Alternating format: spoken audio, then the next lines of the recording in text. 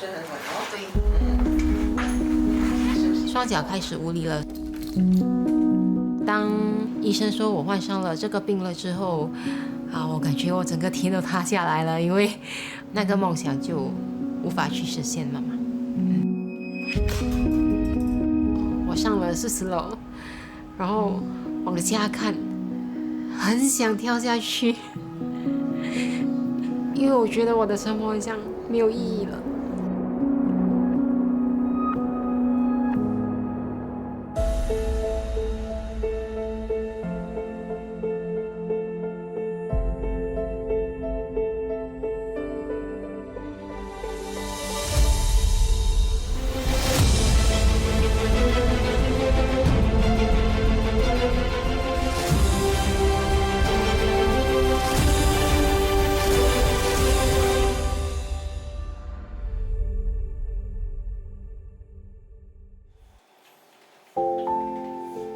我是 Cheryl 陈诗颖，今年32岁。我喜欢烘焙呀。我原本想自己开一间蛋糕店的，做蛋糕师，可是那个梦想就无法去实现了嘛。陈诗颖曾经是巴黎贝甜面包糕点连锁店的一位烘焙师。他每天都满怀热忱，全情投入的工作，落实了儿时的梦想。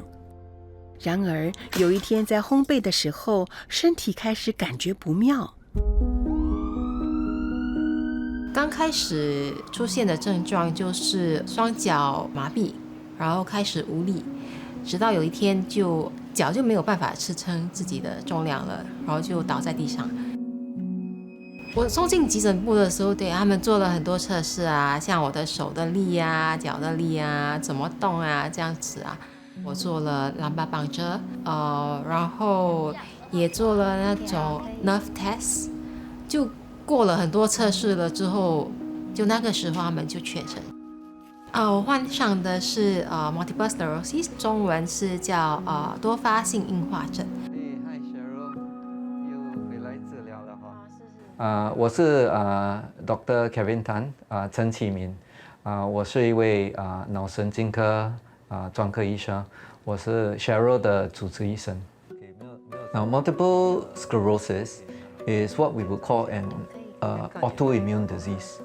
Normally, our immune system is used to fight against infections, but in some people, the immune system becomes overactive, and sometimes when it's overactive, it starts to attack the person's body. Over the years, because of her multiple sclerosis, it has affected her walking. And so gradually she developed more and more difficulties. She started using a walking stick, and then eventually in the last few years, she's been using a wheelchair. 多发性硬化症属于罕见疾病，在热带国家的患病率相对较低。新加坡约有400-500名患者。陈诗颖对于自己为何成为其中一人深感困惑。So for Cheryl, there is nothing that she did that led to this disease. It's something that can potentially happen to anybody. It just happened to happen in Cheryl. 当医生说我患上了这个病了之后，我感觉我整个天都塌下来了，因为医生也不懂他的患病的原因是什么。医生说 "It's no known cause, no known cure"， 所以就是因为他那时候的这句话，我就觉得好像没有希望了。当时我才23岁。我原本喜欢做的东西都不能做了，我也知道说我已经不能去蛋糕店上班这些，无法站很久嘛，然后也不能抬动的那个重的东西嘛。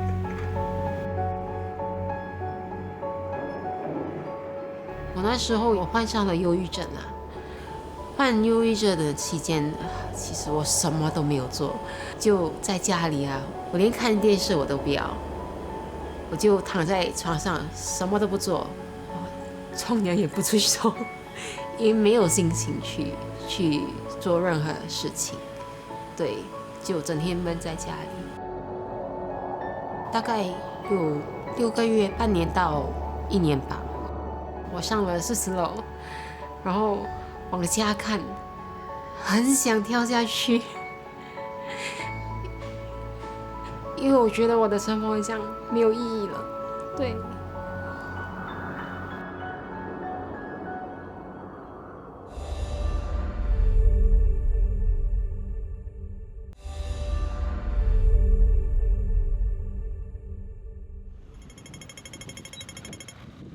多发性硬化症让陈诗颖陷入了人生低潮，身体的负担以及忧郁症的困扰，导致她曾一度企图了结生命。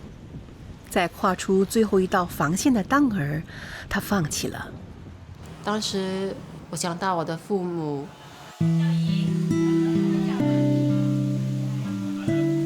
我是林青梅，今年68岁，我是陈诗颖的妈妈。她是蛮好动，跑来跑去，等于喜欢做烘焙。她发生这个病，什么都做不了。她有一个时期，我知道她变成很静，一直心情不好，所以我知道她会想不开。后来她才跟我讲出来，她有2次。他真的很想走上绝路，这样。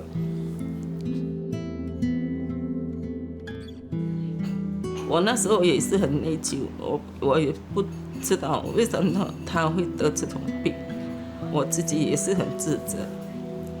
我不懂是他到底是为什么，是我怀他的时候，有的后遗症还是什么，所以我自己很内疚。如果是我可以代替你，你不用这样受罪受痛到这样。那时候真的他很可怜，很可怜。我那时候确诊的时候，我的母亲应该比我还要伤心吧。她很多次都偷偷的哭也是啊。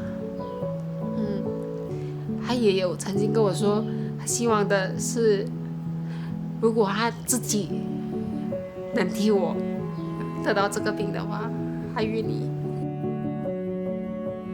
如果我不在了，他们应该很难接受，很难过，所以就为了他们，我决定走出来。接受了患病的事实后，陈诗颖重新寻找生活的意义以及活下去的勇气。除了父母亲给予的无私关怀外，哥哥和姐姐的鼎力支持也成为强力的后盾。我是陈诗颖的姐姐。当医生告诉我说，我没有想到会有这么严重，就觉得那我们就尽量帮忙他哦。过后他就很像行动就越来越慢，越来越不方便，然后就开始要拿拐杖啊，开始要坐轮椅，就觉得发生了什么事情？为什么一个好好的人又这么年轻就要开始很像坐轮椅？那时候就觉得很担心，很心痛哦。哥哥陈伟翔从妹妹患病后，才深切地体会到她的处境和内心世界。在我的眼里 ，Cheryl 是一个很坚强的人。She is a bit introvert. That's why she don't like to ask for help, and very independent. A very memorable part when we drove up to Malaysia. There's this one time. During the trip, Cheryl had to use the toilet. So it was a squatting toilet. Because when she squats, she cannot come back up. So the door was locked from inside. It's one cubicle, so nobody can go in and help her. So she had to literally crawl across the dirty bathroom floor, then unlock the door for us to come and help her. At that point of time, I think I came to terms with her condition in reality. 患病过后，我就比较会跟他们说有什么东西我需要他们帮助啊。如果有需要帮助的话，要说啊，不然别人也不懂啊。那到头来辛苦的是你自己啊。坦然接受病情后，接踵而来的是如何面对重重考验。刚开始坐轮椅的时候，挑战很多，因为没有使用过，所以当时我连坐地铁啊、巴士啊，我都不敢。搭巴士的时候啊，因为那个坡道嘛，从我的视线这样子看，会看起来很窄。我觉得说我可能会随时跌倒。搭地铁的时候呢，因为那个地铁的轨道那边有一个挺大的洞，我又怕我的前面的轮子啊会掉下去，所以其实很多困难啊。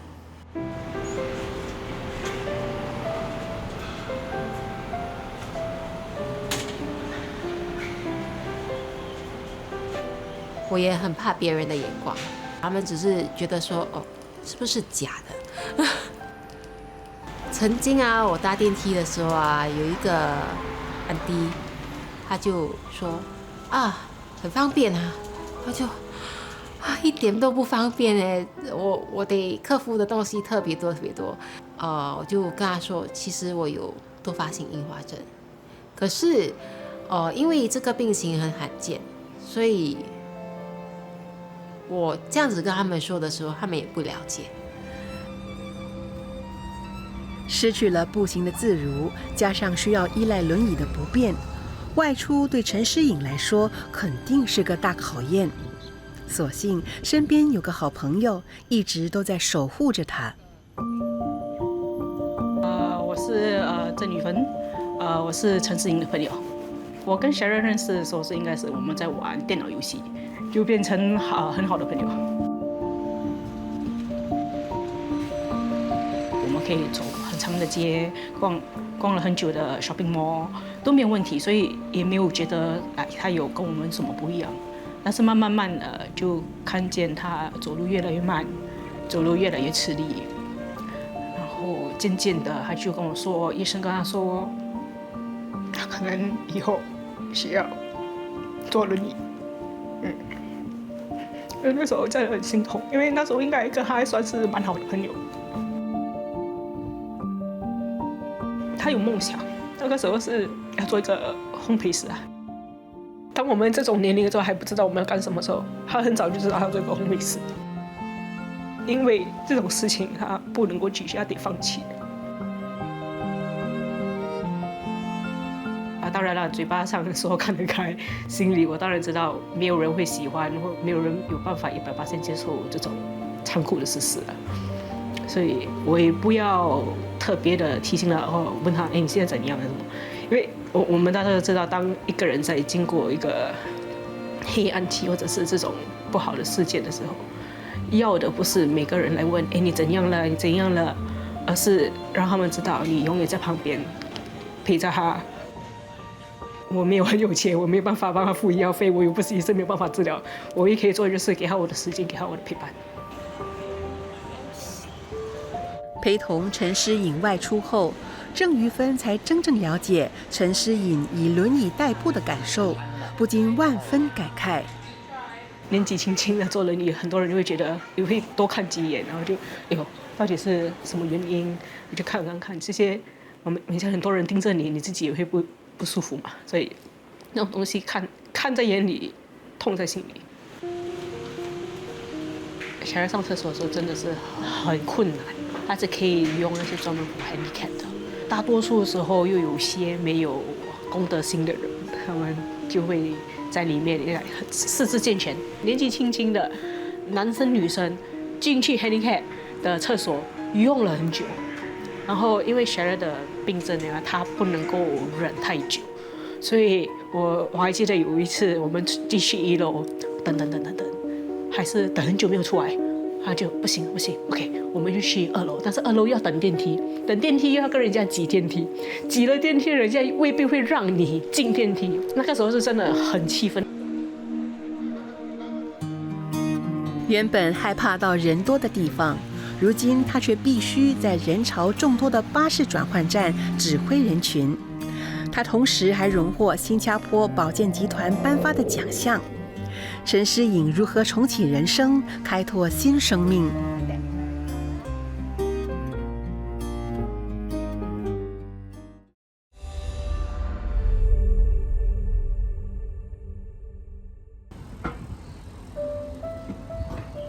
残障人士求职不易，陈诗颖由于疾病和使用轮椅，求职路上困难重重，导致她失业好几年。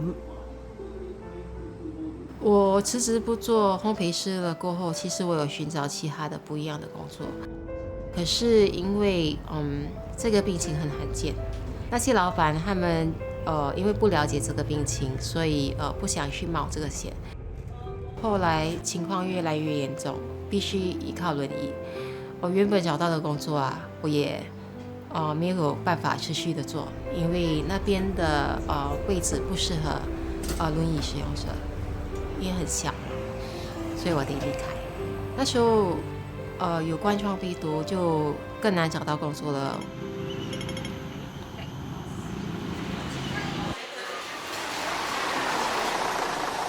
在失业2年后，他在 SPD 的协助下，成功找到了在巴士公司的工作，并善用自己坐轮椅的经验，去帮助那些特需人士。我目前在一个巴士公司担任客服体验共融人员的职位。陈诗颖的工作主要是处理乘客通过电邮发来的反馈和投诉。在高峰时段，他还会到巴士转换站支援。通常我来这边都是高峰时段，然后我会帮助指挥人群，然后如果有什么乘客需要帮助的话，我也会尽量的去帮助他们，通知那些轮椅使用者可以使用那些设施，来通知车长他们需要乘搭他们的巴士。因为有时候有些人他们不明白坐轮椅的人是需要做一些什么东西，需要什么样的帮助嘛。我在这个公司里面的其中一个原因，就是因为比较能够去了解说我们坐轮椅人士的需要，然后从那边他们可以帮助其他的乘客。陈诗颖工作的另一个职责就是教导坐轮椅的特需人士如何乘搭公共交通工具。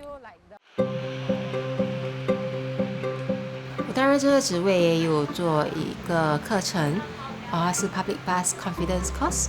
课程里面我们会教轮椅使用者啊，还是残障人士啊，要如何安全的上下巴士，要如何跟巴士车长沟通，跟他们说一下他们的需要，要如何安全的停放自己的轮椅啊，要如何安全的上下那个轨道啊，这样子。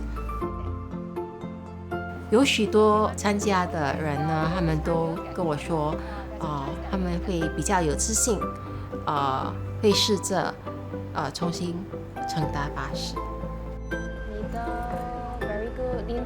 我从18岁开始坐轮椅，学到很多怎样去了解 driver 他们的想法这些我现在很想要打巴士多一点我妈妈的行动不是很方便，所以我刚刚申请了一个轮椅给她，想带她出门。不过我自己没有什么信心，也怕她的安全所以刚好有这个课程，我就赶快报名来参加。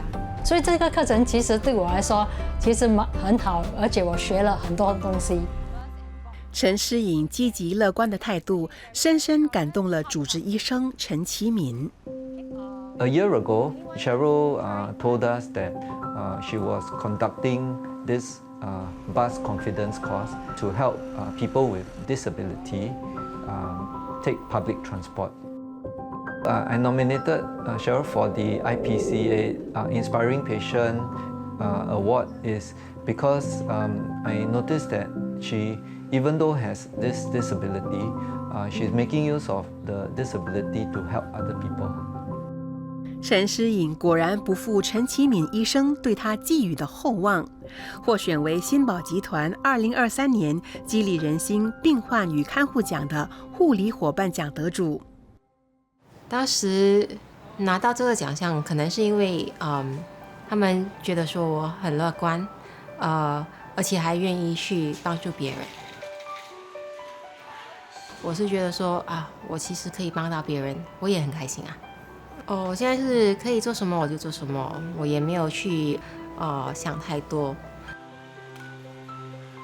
其实我在患病之前啊，我有去学游泳，刚刚学到怎么会游泳了之后，不久后我就患上了这个病。现在我没有办法游泳了，因为我的脚推不动那个水。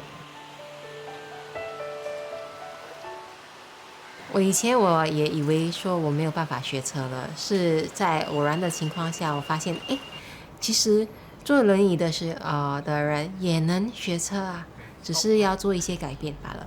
我就去考驾照嘛。这是我的驾照，我第一次考我就拿到了。可能驾车，然后去 explore 一下新加坡的地方。如果可以的话，我也想进入马来西亚玩一玩。疾病所带来的重重考验，终究没有把陈诗颖击倒。她走出了阴霾，以崭新正面的心情迎接未来。我原本是一个很乐观的人，得到了这个病情了之后，陷入了忧郁症，从那边走了出来，就决定说，我不能控制的东西我是不能控制的，不过以后的生活要怎么过，我可以控制。现在我已经重启了我的人生。